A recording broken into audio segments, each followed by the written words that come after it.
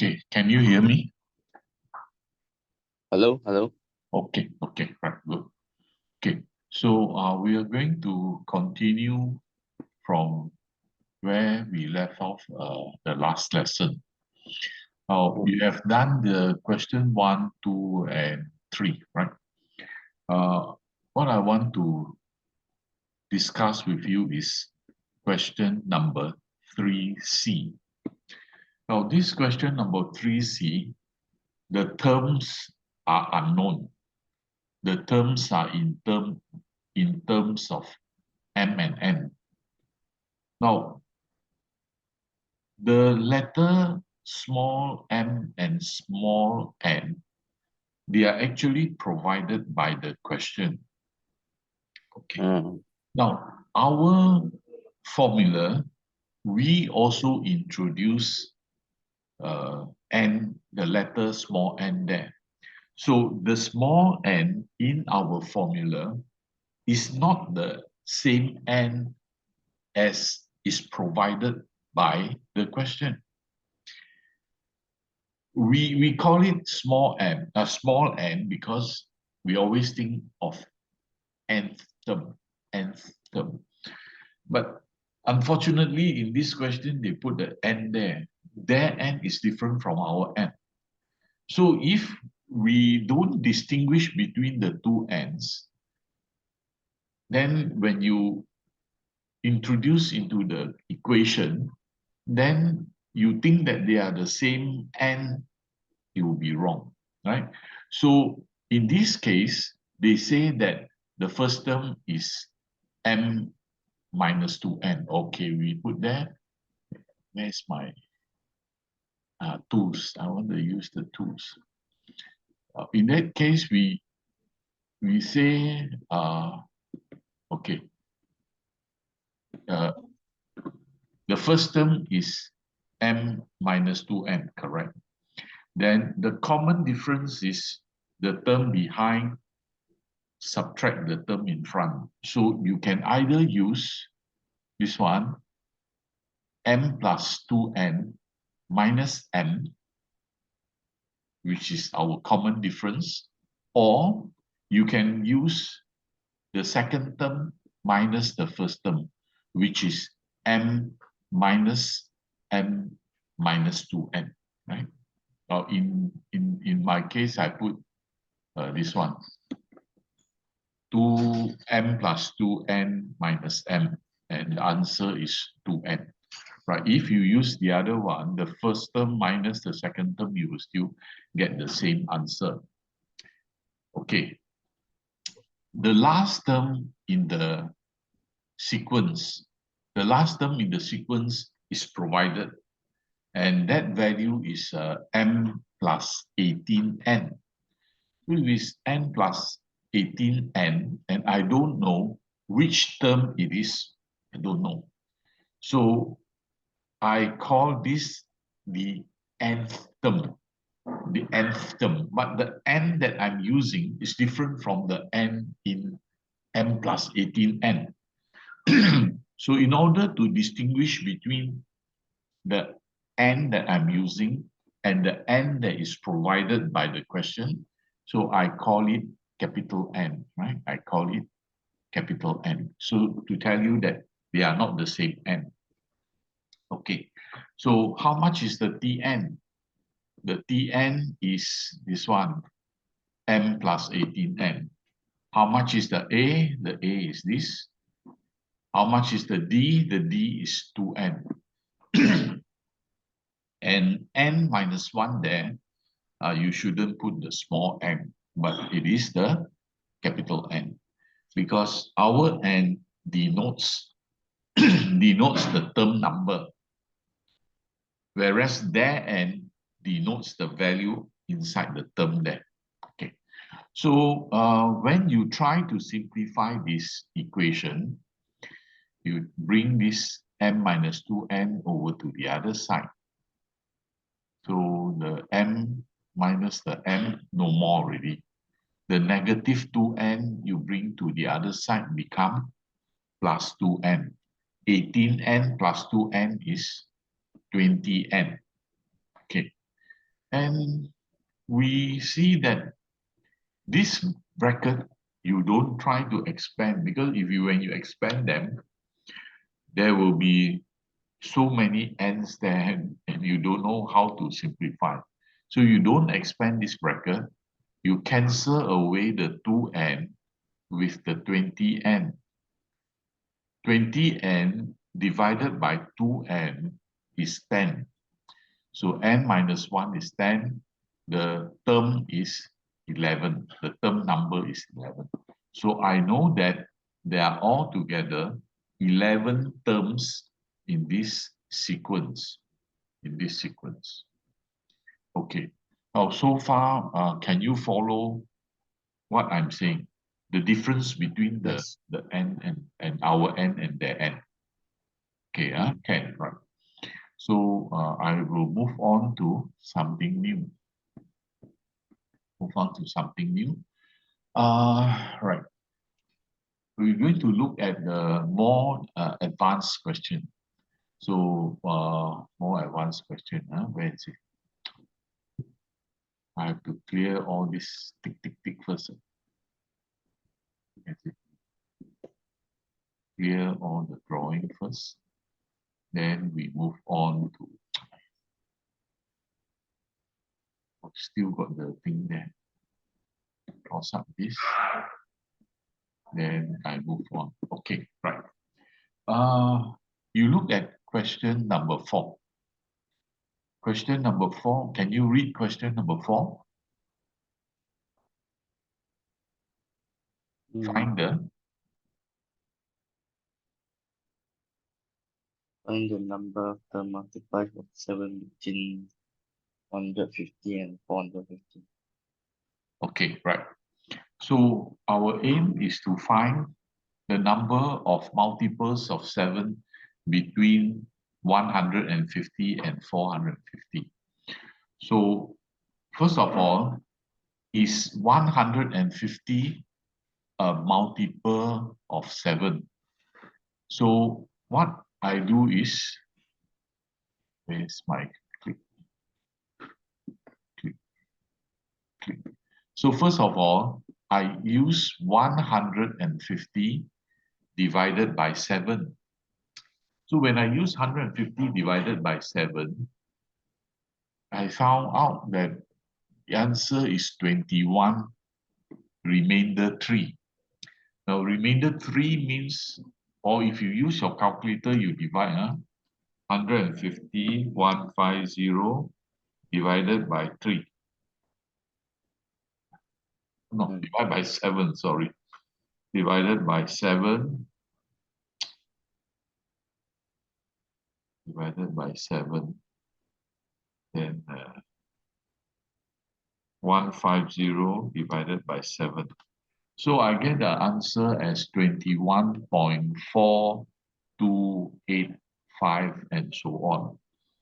So this, the number is not a whole number. This clearly shows us that 150 is not a multiple of 7. Can you use 151 divided by 7 and see? Can you tell me, is it a multiple of 7? No. No, because it will be 21 point something. So if it's 21 point something, then it cannot be a multiple of 7. If it is a multiple of 7, then when you divide by 7, that number will be a whole number. They can divide exactly by 7. So that number is multiple of 7. So 151 cannot. You increase to 152, cannot. 153 cannot. There's still remainder. Then when I use 154 divided by 7, okay, I found out that the answer is exactly 22. There is no remainder, there is no decimal point behind. This shows me that 154 is the first multiple of 7.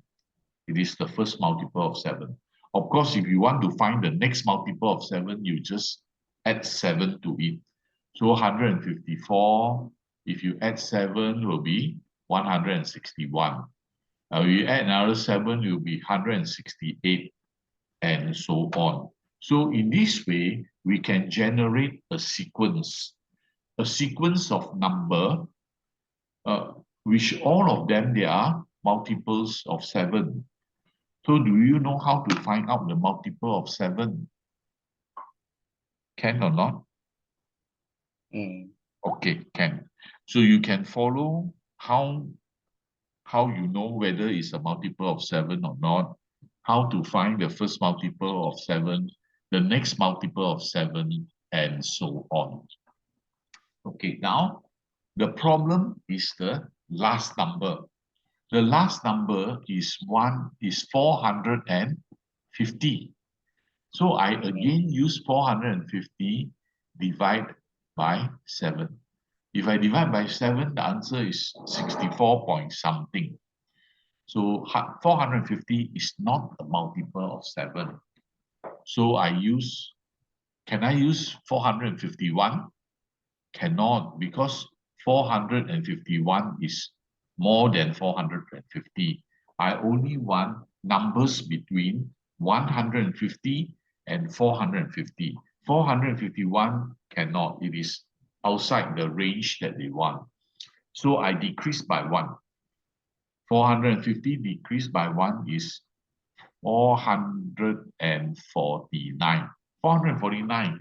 If I try to divide by 7, you will know that number is not a whole number. That number is 64 point something. So I don't use 449. I decrease by another number, 448. So 448, when I divide by 7, oh, the answer is exactly 64. There is no decimal place, point something something, right? No decimal place.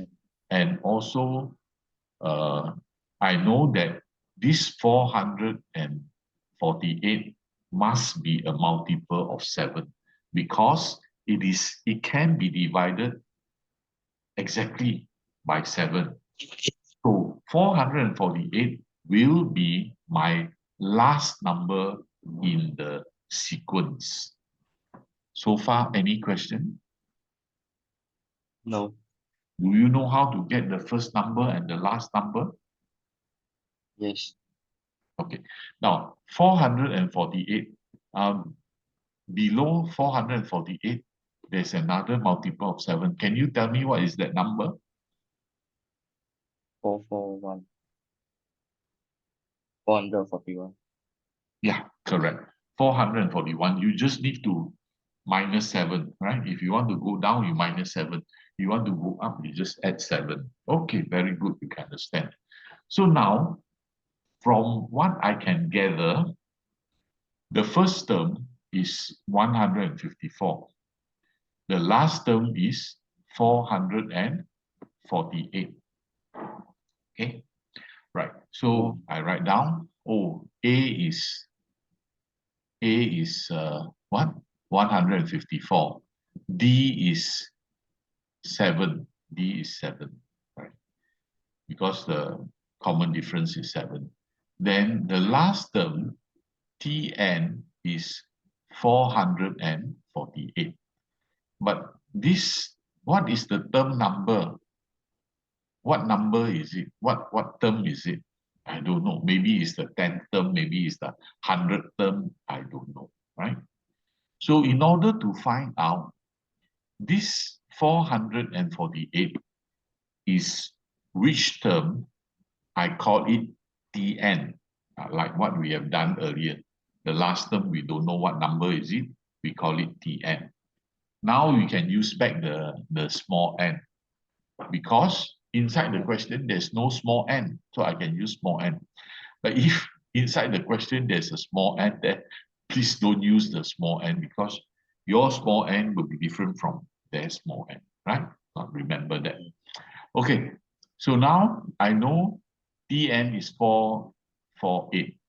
So I use this formula, Tn equals to A plus N minus 1 D. So 448 equals to A. A is 154 plus N minus 1. The N I don't know. So N minus 1 D. D is 7. So everything is in place.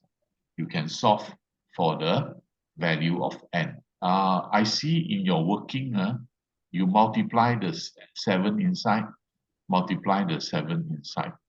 Actually, you don't have to, right? You don't have to.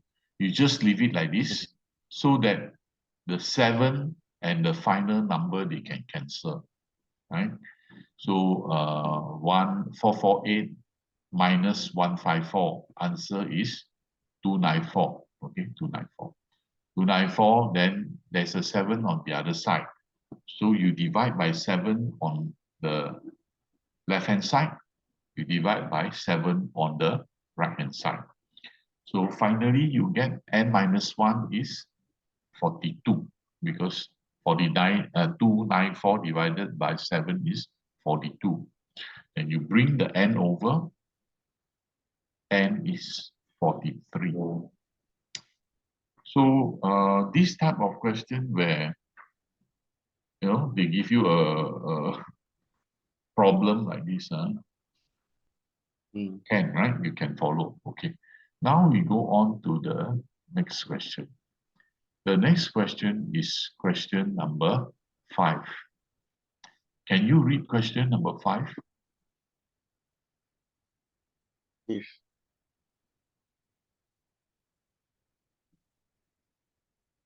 x plus 1, 2x plus 3, and 6 are 3 consecutive terms of an arithmetic progression, find the value of x. Okay. Now, do you remember what is the meaning of consecutive? Consecutive means they are Continuous next to number. each other. A, B, and C.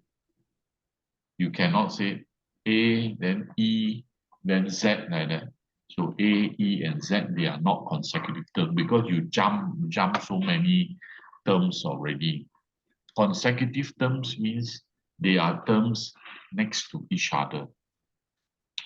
Now, if you know these 3 numbers, x plus 1, 2x plus 3, and 6, these 3 numbers, they are next to each other. Now, there is something you know about them.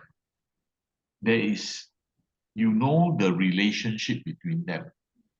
The relationship between them is you take this number 2x plus 3, you minus the number in front, x plus 1, that will be our common difference.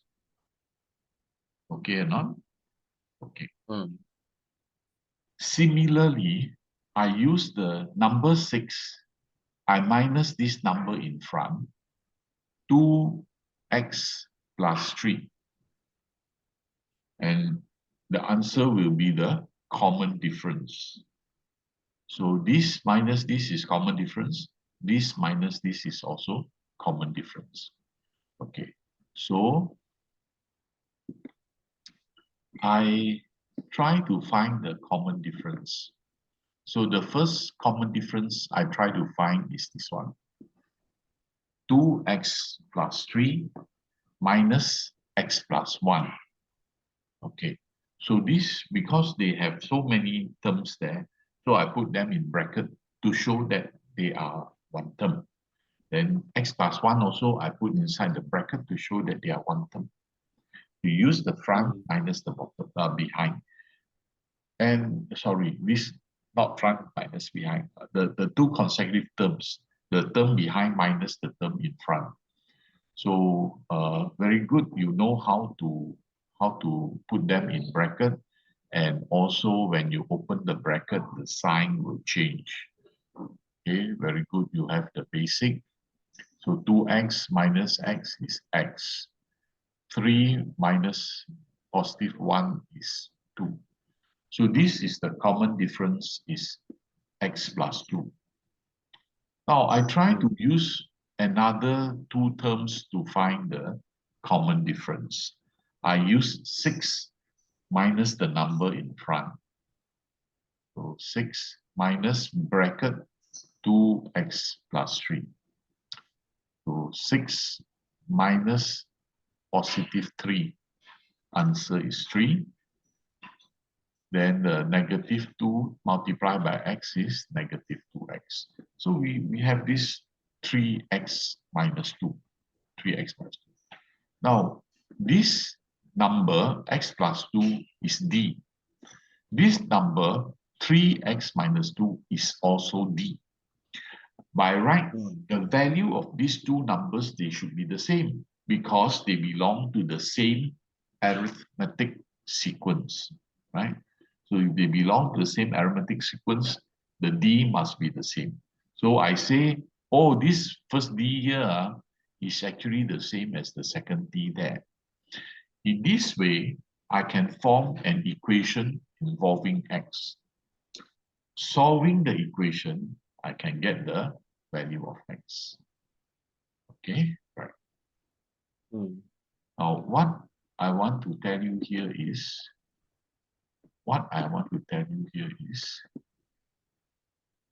if A, B, and C are three consecutive terms in an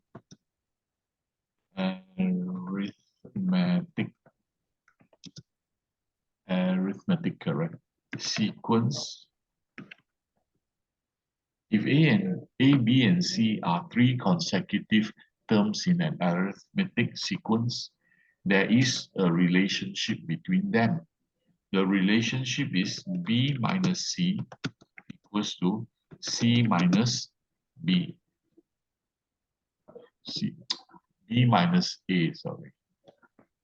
B minus A equals to C minus B. Do you know what I am talking about? Yes. Yes, it's like this lah. B minus A, this is C minus B. So the two of them, they are the same, right? Okay, right. So save this. Okay, so you take note of this now. To the other side, the next number.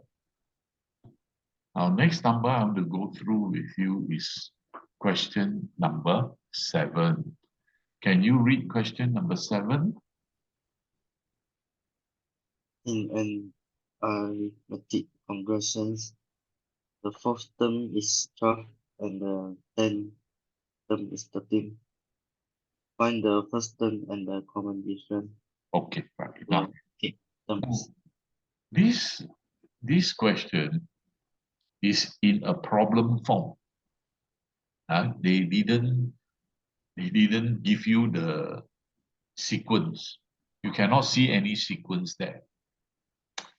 So how are we going to solve this problem? Now, for this type of problem, as you read the question, you try to change the statement there, the English statement there, into symbols. So let me read again. The fourth term is 12. In symbol form, it's like this. T4 is equals to 12. Can you see this one? Over here. Yes. Then I continue to read. The 10th term is 30. 10th term is 30 in symbol form. How would you write them in symbol form? In symbol form, I write like this. T10 equals to 30. Okay, so what you need to do is you read them in words. You translate them into symbols. Okay, So after translating the first one into symbol, after translating the first one into symbol, right? So T4 equals to 12. Okay, now from the T4, which is in symbol, I further change the symbol into formula. Now T4, the formula is A plus n minus 1D. In this case, I cannot say n already law because I know the n is 4. So I write, instead of A plus n minus 1D, I write down A plus 4 minus 1D. So this is my T4. And I equate this expression with 12. So that's how I'm going to do it, right? Then 4 minus 1 is actually 3. So finally, I have this equation. A plus 3D equals to 12. A plus 3D equals to 12, right? From D4 equals to 12, sorry, from the question, fourth term is 12. I write down T4 is 12. From T4 is 12, I write down in formula A plus n minus 1D is 12. Slowly, step by step, I transform the words into finally an equation. So I call this equation 1, right? So in this equation, there are two unknowns there, A and D. Sure, we don't know A and D because the sequence is not written in the question. So we don't know what is A, we don't know what is D. So you just leave it as A and D. Now, in some questions, they may tell you the value of A, or they may tell you the value of D. Now, in cases like this, then you just replace the A with a number, or you replace the D with a number. But in this case, both not known, you just leave it as A and D. I have one equation. Now, the second one, this one. The 10th term is 30. So I write down in symbol form, T10 is 30. Right? The symbol I change to formula A plus n minus 1D. I know what is n. N is 10. So A plus 10 minus 1D. 10 minus 1 is what? 9. So A plus 9D equals to 30. I have another equation. So I have two equations and I need to solve these two equations simultaneously. Do you know how to solve simultaneous equations? Using subtraction, addition, using substitution. You must know how to solve this simultaneous equation. This one is a linear equation. It's easy. If you find one linear, one non-linear, then you have to form a quadratic equation and solve. But this one, okay, right? Two equations, they are both linear. You just take equation 2 minus the equation 1. So I write down here 2 minus 1, or 2 subtract 1. So this is 2. A minus A, no more A already. 9 minus 3, answer is 6D. 30 minus 12, answer is 18. So 6D equals to 18. D is 13. Sorry, D is 3. Right? D is 3.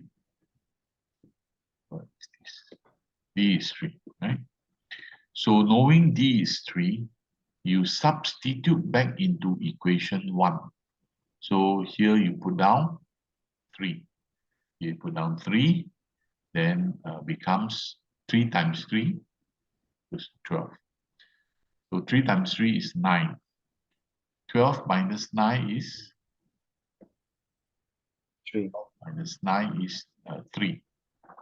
So in order to find the second part, the first part they ask us to find the first term and common difference. So found.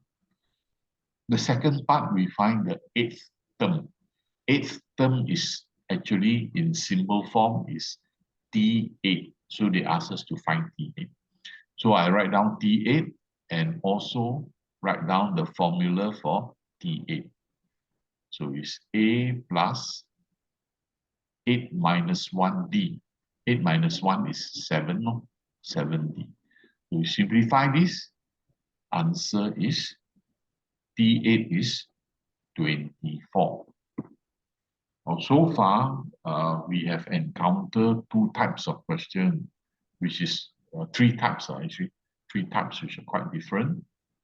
How to add the multiples, right? How to add multiples, how to find the first multiple, last multiple, then find out how many multiples are there. We also know the trick for consecutive terms. The trick for consecutive terms is the D, they are equal. The front minus behind equal to the front, behind minus the front equals behind minus the front. And the last type of question we see is this one, right? Form equations and solve. How to form equation? Write them in symbol, substitute the symbol with formula, form the equation, then solve. So you can remember these 3 types or not? Can, right? Yes. So I want you to do this one, number 6. Number 6, same as number 6 is the same as number 5, right? So you try number 6. Then the next page, you see this one. 5th term is this, 13th term is this, find the 10th term. So this one is the third type law. You have to know how to form equations and solve for the equations. This one also the same. You have to form equations and solve, right? The multiple one got or not? Multiple of 7, multiple of this. Don't have already. Never mind. So you try number 6, number 8, and number 9. This type, if you are doing computer, this type of questions they won't ask. Right?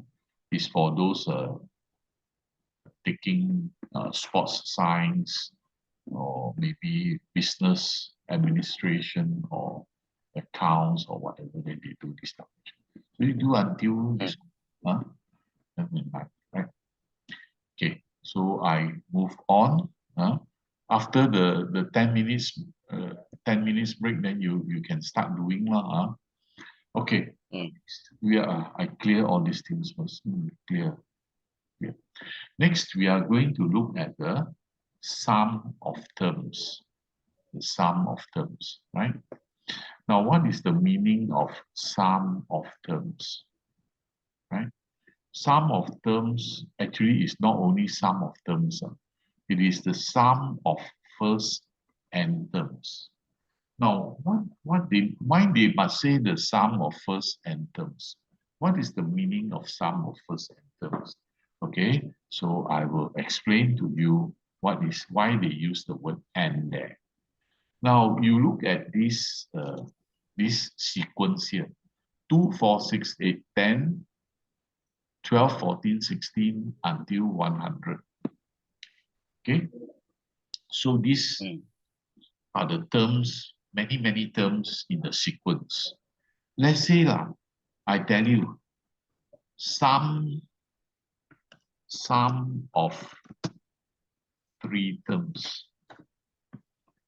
3 terms. Okay, and I also tell you sum of first 3 terms. Oh, first three terms. Now, is there any difference between the first statement and the second statement? Yes. Now, the sum of three terms is referring to any three terms. Okay, 2 plus 8 plus 16. That is the sum of three terms. However, if I say the sum of first three terms, then I am referring to the first three. Who are the first three? 2, 4, 6. First three. It cannot be any other thing. Must take the first one, must start from the first one. Then you count three, then add them up. Now, let's say if I want the sum of first 8 terms, sum of first 8 terms. So 2 plus 4 plus 6 plus 8 plus 10 plus 12 plus 14 plus 16. Is it correct? Not 2, 4, 6, 8, 10, 12, 14. 2, 4, 6, 8. This is the sum of first 8 terms, right? So I write down there, sum of first 8.